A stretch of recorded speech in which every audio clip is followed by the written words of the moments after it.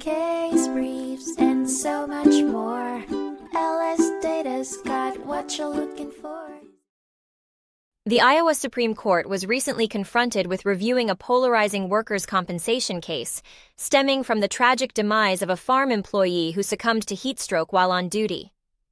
As the case found its way through the court system, varied interpretations of the state's Workers' Compensation Act came into focus, with the understanding of the actual risk rule at the heart of the matter.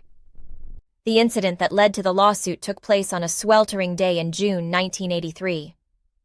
As the rigorous hot weather prevailed, the worker tragically suffered a heat stroke and was later pronounced dead at the hospital. Despite the evident tragedy, the Iowa Industrial Commissioner initially denied compensatory benefits, asserting that the condition causing the worker's death wasn't directly attributable to his employment. Subsequently, this initial decision of the Industrial Commissioner was overruled by the Court of Appeals, which prompted the employer to appeal.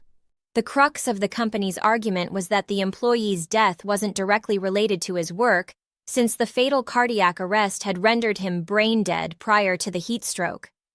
Ensuingly, striving to deliver justice, the Iowa Supreme Court delved deep into the intricacies of the case to determine if there was a genuine correlation between the nature of the employment and the cause of death.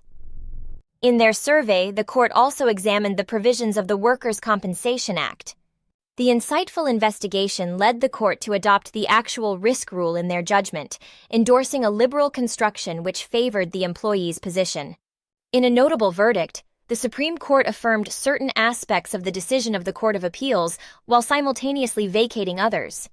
This comprised the upholding of the appeals court's reversal of the district court's decision, but counteracting its conclusion about employment-related injuries.